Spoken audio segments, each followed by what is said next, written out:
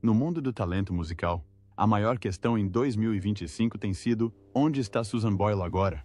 Porque, honestamente, como é que se pode sair da obscuridade para a plataforma do Britain's Got Talent e conquistar o mundo inteiro com uma das maiores performances que aquele palco gigante já viu e, de repente, desaparecer como um sonho?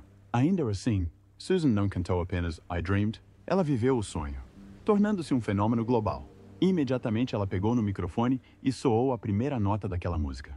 Da noite para o dia, deixou de viver uma vida tranquila na sua cidade natal, na Escócia, para se tornar uma das cantoras mais adoradas do planeta.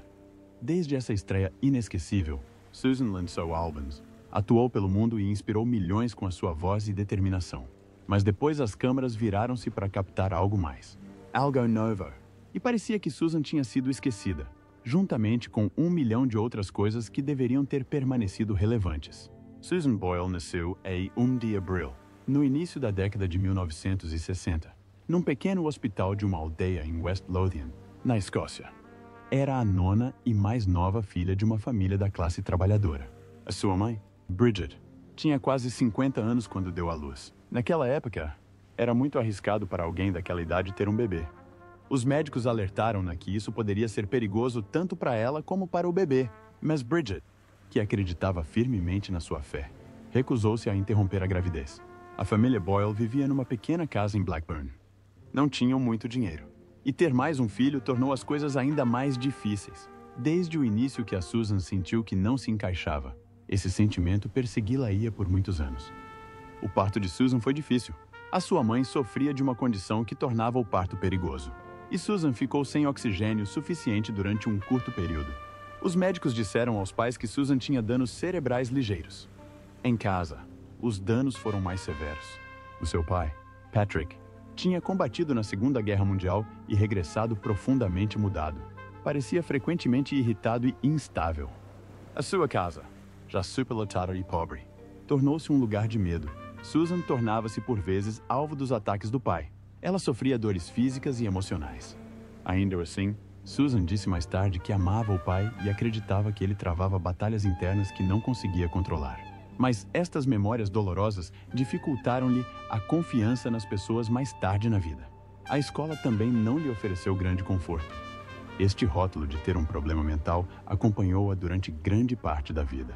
Na escola, os professores chamavam-lhe lenta de aprender. Tinha dificuldade em acompanhar as aulas e os professores não sabiam como ajudá-la. Outras crianças troçavam dela e sentia-se frequentemente deslocada. Era alvo de provocações todos os dias. Tinha uma doença chamada epilepsia que a fazia desmaiar, e os seus colegas riam-se dela quando isso acontecia. They called her mean names like Susie Simple and Touchy. The teachers didn't protect her. They hit her with belts, sometimes almost every day. It was a hard and terrible time in her life. Unfortunately, it didn't get easier. When Susan was in her mid-20s, she fell in love for the first time. But her father stepped in and ended the relationship without telling her. One day, he answered the phone and told the man that Susan didn't want to speak to him. Soon after, that man had a child with someone else. Susan's heart broke. She never forgot how much it hurt. It changed how she felt about love and trust for the rest of her life. While her 8 brothers and sisters moved out and started their own lives, Susan stayed at home. She became the one who took care of her aging parents, taking care of her father until he passed away, and staying to care for her mother, Bridget, until she passed away at the age of 90. Susan's world became very small. She didn't go out much. She didn't see many friends. She gave up her own dreams to care for her family. While her siblings built their careers and started families, Susan had not moved much. For the subsequent years, Susan lived with the painful diagnosis, and everyone believed she had brain damage from birth. But that soon changed when she learned the real truth. Susan didn't have brain damage. She had Asperger syndrome, a kind of autism, and her intelligence was actually above average. The old idea about her had been wrong. This new truth helped everything finally make sense. Susan felt relieved, and for the first time, she saw herself clearly and without the horrible cloak that had painted her disfigured. In the late Noventa she recorded the song Cry Me a River for a charity CD. Only mill copies were made. A local newspaper praised her voice and called her performance heartbreaking, but almost no one outside her town heard it. The world didn't know about her gift, at least not yet. That same year, Susan used all her savings to record a demo tape. She sang "Cry Me a River and Killing Me Softly" with his song. She sent the tapes to music companies and television shows all across the country. No one wrote back. There was heartbroken. It felt like no one wanted to hear her voice. In the early years of the next decade, Susan's life changed again. Her beloved sister Kathleen died suddenly. She had always been Susan's biggest supporter, so her death broke Susan's heart, and she just couldn't sing anymore. So Susan stayed silent for 2 years. She stopped performing, stopped taking music lessons, and avoided anything that reminded her of music. Kathleen had always told her to share her voice with the world. Now, both that voice and her sister's voice were gone. A few years later, Susan slowly started to sing again. But by then, her life had changed. Her focus was now on caring for her mother, who was now in her late 80s and needed help every day. Na pequena casa, Susan cozinhava, limpava e cuidava de Bridget. Em troca, Bridget mantinha viva a esperança de Susan. Dizia sempre a Susan: "Tens dom e precisas de usá-lo." Estas palavras e este vínculo com a mãe confortaram Susan. A fé que a mãe depositava nela foi a única coisa que a ajudou a continuar a sonhar, mesmo quando ela própria quase tinha deixado de sonhar. Ela decidiu dar um passo ousado. Fez audições para um programa de televisão chamado My Kind of People. Esta foi a sua primeira oportunidade real de ser vista por pessoas de todo o país. Mas ela não conseguiu entrar na televisão. A rejeição foi dolorosa, mas ela continuou a cantar em casa e em pequenos grupos locais. Ela nunca desistiu do seu sonho. Em 2007, Susan enfrentou outra profunda decepção. A sua mãe, Bridget, faleceu aos 91 anos. Para Susan, era como se o mundo tivesse acabado outra vez. A única pessoa que sempre fora o seu porto seguro partira. Depois disso, Susan deixou de cantar. Ela mal saía de casa. Durante quase 2 anos inteiros, viveu em silêncio e tristeza. Os amigos e vizinhos ficaram muito preocupados. Susan parecia ter perdido toda a energia e vontade de fazer qualquer coisa. O sonho que ela tanto acalentara pareceu desaparecer após a morte da mãe. A casa que antes tinha música e risos estava agora repleta de silêncio e tristeza. Durante este tempo, Susan tornou-se muito retraída. A sua pequena casa em Blackburn tornou-se o seu mundo. As cortinas permaneciam fechadas. Os vizinhos raramente a viam. Passavam dias sem que Susan falasse com ninguém. Na maior parte do tempo, a sua única companhia era o seu gato, Pebbles. Ela não ia à igreja. Ela não ia a eventos. Ela até deixou de se importar com a sua própria aparência. O lar que antes estava cheio de amor tornara-se um lugar de luto. E assim se manteve até que algo dentro de Susan começou a mudar lentamente. Antes de a mãe falecer, Susan tinha prometido que tentaria partilhar a sua voz com o mundo. Assim, em 2008, ela decidiu cumprir a promessa. Ela iria fazer audições para um programa de televisão chamado Britain's Got Talent. Na altura, tinha 47 anos, não tinha emprego e nunca se tinha apresentado fora da sua pequena comunidade. Mas nada disso importava. Estava determinada a honrar o desejo da mãe. Assim, preencheu o formulário e foi para a cidade de Glasgow fazer o teste. Ela estava assustada, duvidou de si própria. Mas foi mesmo assim. Mais tarde, Susan disse: "Queria provar a mim mesma e a todos que conseguiria." Aquela promessa, aquele ato de coragem, mudou tudo. Tornou-se o início de uma das histórias mais incríveis do entretenimento. Quando Susan subiu ao palco do Auditório Clyde, em Glasgow, naquele dia de abril de 2009, ninguém a levou a sério. Tinha 47 anos. Vestia um vestido simples de renda dourada e tinha o cabelo despenteado. A câmera mostrou como as pessoas na plateia se riam, claramente sem esperar nada de especial daquela pessoa à sua frente. Os jurados, Simon Cowell, Amanda Holden e Piers Morgan, entreolharam-se com dúvidas. E quando Susan disse que queria ser tão famosa como a cantora Elaine Paige, todos no prédio ficaram chocados. As câmeras voltaram a captar a descrença das pessoas. Parecia que todos já tinham decidido que ela iria chumbar antes mesmo de cantar uma única nota. Depois, Susan abriu a boca e cantou "Sonhei um sonho", de Os Miseráveis. E tudo mudou. A sala ficou em silêncio. Simon Cowell ficou boquiaberto. Amanda Holden olhou fixamente. Espantada. Piers Morgan sorriu. Surpreendido. Em poucos instantes, os jurados passaram da dúvida ao espanto. Quando Susan chegou à parte mais impactante da música, o público levantou-se. Os aplausos foram ensurdecedores. Depois de a música terminar, Amanda Holden disse algo que ecoou pelo mundo. Ela disse: sinceramente, acho que estávamos todos a ser muito tolos. E acho que esse é o maior alerta de sempre. As pessoas repetiam as suas palavras várias vezes. Fez com que o mundo refletisse sobre a rapidez com que julgamos os outros. As palavras de Amanda tornaram-se parte da história de Susan. Um lembrete de que o verdadeiro talento não tem de ter uma determinada aparência ou uma determinada idade. Simon disse mais tarde que nunca tinha ficado tão surpreendido no programa. Aquela apresentação tornou-se um grande momento. Milhões de pessoas em todo o mundo assistiram online. A ovação de pé naquela noite não se limitou ao teatro. Na manhã seguinte, os clipes da sua audição estavam por toda a parte na internet. Numa semana, mais de 25 milhões de pessoas assistiram ao vídeo. Em apenas 9 dias, este número ultrapassou os 100 milhões. Grupos de notícias como a CNN, BBC e New York Times falaram sobre ela. A voz de Susan tocou pessoas em todo o mundo. A audição de Susan tornou-se um símbolo de esperança e de quebra de regras superficiais no mundo do entretenimento. A vida de Susan mudou numa única noite. Famosos como Demi Moore e Ashton Kutcher falaram sobre ela online. Em meados de abril, era a pessoa mais falada nas redes sociais. O seu vídeo de audição era visto mais de 1 milhão de vezes por hora. Os programas de notícias de todo o mundo queriam incluí-la. Chegou a ser convidada para participar no The Oprah Winfrey Show.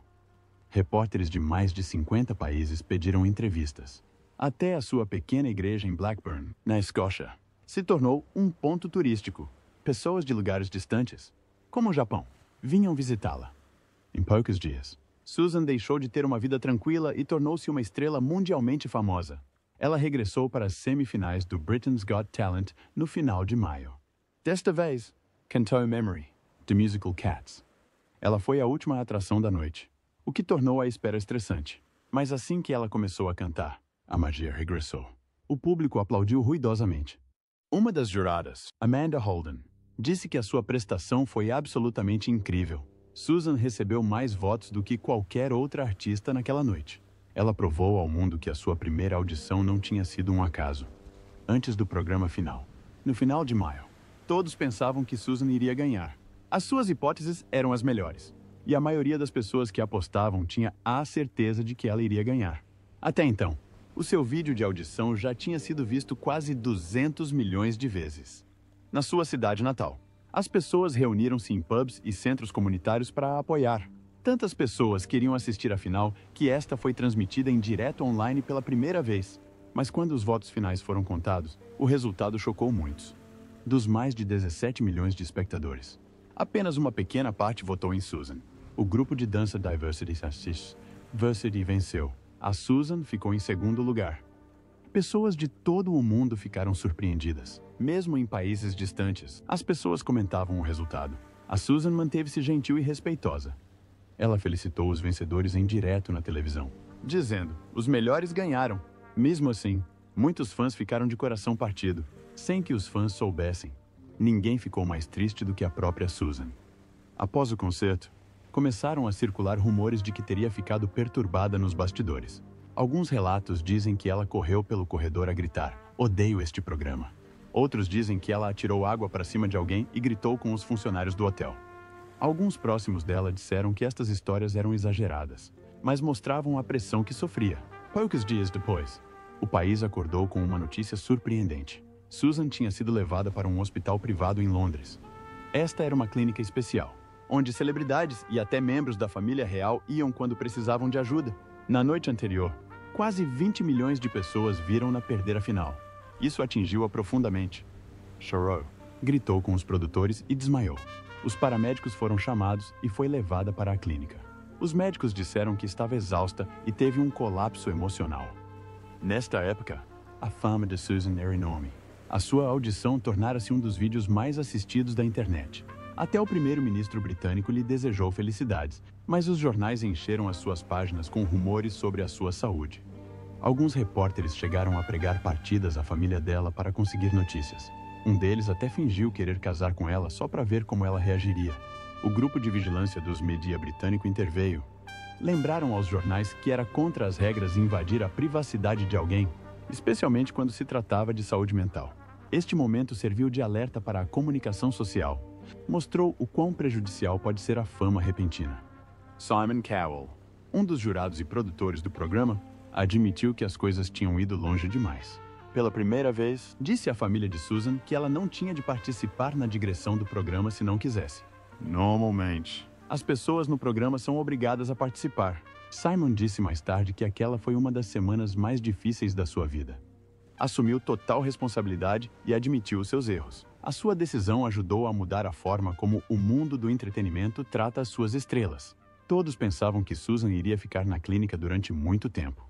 Mas apenas 3 dias depois, surpreendeu toda a gente ao dizer que, afinal, iria participar na digressão. A sua rápida recuperação chocou o público. Mais tarde, falou sobre o medo que sentiu enquanto esteve na clínica. Não tinha telefone, televisão e ninguém com quem falar. Durante 2 dias, sentiu-se perdida e duvidou de tudo. Mas percebeu que estava muito cansada e precisava de descansar. A sua decisão de regressar foi vista como um momento de coragem e poder. Os seus fãs e familiares apoiaram-na. Orgulhosos do seu regresso, Susan não se limitou a retornar. Ela surpreendeu toda a gente. Atuou em 20 dos 24 concertos da digressão Britain's Got Talent. Cantou em cidades como Aberdeen, Edinburgh, Dublin, Sheffield, Coventry e Birmingham. O público aplaudiu-a de pé. Os repórteres disseram que ela parecia uma profissional. A digressão foi um enorme sucesso, tanto para os fãs como para Susan, quando lançou o seu primeiro álbum, I Dreamed a Dream, no final de novembro de 2009. Ninguém esperava o que viria a seguir. Em apenas uma semana, ela vendeu mais de 400 mil álbuns no Reino Unido. Quebrou-se assim o recorde estabelecido por Leona Lewis. Aliás, ela vendeu mais do que todos os 5 álbuns mais vendidos do país juntos. Nos Estados Unidos, ela vendeu mais de 700 mil álbuns na primeira semana. Foi a maior estreia de uma cantora a solo desde que a monitorização das vendas musicais começou no início dos anos 90. Em todo o mundo, o álbum vendeu mais de 2 milhões de cópias na primeira semana. Até o final desse ano, Susan tinha vendido mais de 10 milhões de álbuns. Ela superou até grandes estrelas como Eminem, Rihanna e Lady Gaga. A procura foi tão grande que a Amazon afirmou que o seu álbum foi o mais pré-encomendado de sempre. Algumas lojas nem sequer conseguiam mantê-lo em estoque. O seu sucesso não terminou com um álbum. Nos 2 anos seguintes, tornou-se a primeira mulher na história do Reino Unido a ter 3 álbuns consecutivos a estrear em primeiro lugar. Esses álbuns foram I Dreamed a Dream, The Gift, Someone to Watch Over Me. Apenas bandas famosas como The Beatles e The Rolling Stones tinham feito algo semelhante, e Susan fê-lo no final dos seus 40 anos, sem qualquer formação especial ou promoção de editora. The Gift chegou mesmo a alcançar o primeiro lugar no Reino Unido e nos Estados Unidos. Ao mesmo tempo, foi a primeira mulher a fazê-lo. Até 2021. Susan tinha vendido mais de 25 milhões de álbuns em todo o mundo. O seu primeiro álbum vendeu 10 milhões. Mas os outros também se saíram muito bem. Os seus discos foram multiplatina em países como os Niueis, Reino Unido, Austrália, Japão e Nova Zelândia. I Dreamed a Dream foi certificado 4 vezes platina nos Estados Unidos e 7 vezes platina no Reino Unido. E não se ficou por aí. Cantou Mull of Kintyre no Castelo de Windsor para o jubileu de diamante da falecida Rainha Isabel. Foi acompanhada pela Guarda Real dos Dragões Escoceses. Susan Boyle era agora um tesouro nacional certificado. O dinheiro que ela ganhou também foi incrível, só no primeiro ano. Ela ganhou hoje o equivalente a mais de 8 milhões de dólares. Antes da fama, vivia numa pequena casa apoiada pelo governo em Blackburn, na Escócia, e sobrevivia com ajudas de custo. No final de 2009, o seu álbum de estreia tinha arrecadado mais de 9 milhões de dólares em vendas, e o seu patrimônio total atingiu logo entre 35 e 40 milhões de dólares. Nos bastidores, a súbita riqueza de Susan causou problemas na sua família. Surgiram relatos de que o seu irmão tinha ameaçado magoar-se a menos que Susan lhe desse 50 mil dólares para salvar o seu negócio. Susan deu-lhe o dinheiro porque sentia que não tinha escolha. Na altura, estava doente com um vírus e uma infecção na garganta. Jerry negou as ameaças mais tarde, mas a confiança na família já tinha sido abalada.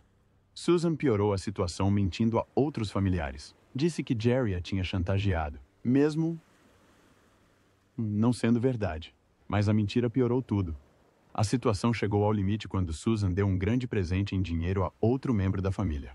E quando essa pessoa não agradeceu, Susan ficou chateada e enviou mensagens. Mas estas mensagens foram vistas como assédio. A polícia visitou Susan e ordenou-lhe que parasse de contactar a pessoa. Ao longo dos anos, Susan tinha doado quase $2 milhões à família. Mas, em vez de aproximar todos, o dinheiro só os afastou ainda mais. Em relação à saúde, recebeu a notícia de que tinha diabetes tipo 2. Os médicos alertaram-na que precisava de mudar os seus hábitos ou correria o risco de perder tudo, até a capacidade de cantar. Abdicou de alguns tipos de alimentos e logo perdeu cerca de 22 quilos. Depois veio a Covid. Os médicos alertaram-na, dizendo que uma doença simples poderia ser fatal. Assim, Susan ficou em casa e seguiu rigorosamente as regras de segurança. Nessa altura, pela primeira vez na vida, aos 53 anos, Susan tinha encontrado o amor. Durante uma digressão pelo SUS, conheceu um médico gentil na Flórida. Não sabia muito sobre a sua música, mas reconheceu-a e iniciou uma conversa amigável. E isso levou a algo mais. Com toda sua fama e fortuna, Susan manteve-se simples e terra a terra. Depois de ganhar mais de $20 milhões com a sua música e digressões, ainda vivia na mesma pequena casa onde cresceu. Ela comprou-a por $65 mil. Mais tarde, comprou a casa ao lado, com mais espaço, que custou pouco mais de $100 mil. Não gastava muito consigo mesma, apenas algumas centenas de libras por semana. Fazia as suas próprias compras, evitava coisas extravagantes, e essas escolhas ajudaram-na a manter-se próxima das suas raízes. Em abril de 2022, Susan sofreu uma AVC. Quase lhe tirou a voz e tornou difícil para ela falar. Durante mais de um ano, ela teve de se esforçar para recuperar e, felizmente, conseguiu. Em junho de 2023, regressou ao palco do Britain's Got Talent e cantou I Dreamed a Dream. O público levantou-se e muitas pessoas choraram. Simon Cowell disse que foi a atuação mais comovente que já viu. Susan provou que a força e a esperança podem trazer alguém de volta. Mesmo nos momentos mais sombrios, a sua recuperação não foi rápida. Durante quase 3 anos, Susan treinou todos os dias. Fez terapia da fala, exercícios vocais e exercícios físicos para recuperar a força do lado esquerdo. No início de 2025, após mais de 1.000 horas de trabalho, Susan tinha recuperado cerca de 90% da voz. Foi um milagre. Depois, no seu 604º aniversário, em abril do mesmo ano, Susan regressou às redes sociais após 2 anos de silêncio. Ela publicou uma mensagem simples. Estou de volta. Definitivamente de volta. Obrigado por esperar. Novas músicas, novos sonhos, novos começos. A publicação recebeu 500.000 de gostos e 50 mil comentários. Partilhou também atualizações sobre os seus próximos projetos. Um documentário, uma música de beneficência e atuações ao vivo. Publicou vídeos da sua recuperação, dos seus primeiros exercícios de canto e de momentos de alegria com a sua equipa. Foi este o regresso que muitos esperavam. E os fãs mal podem esperar para ouvir Susan inspirar mais uma vez.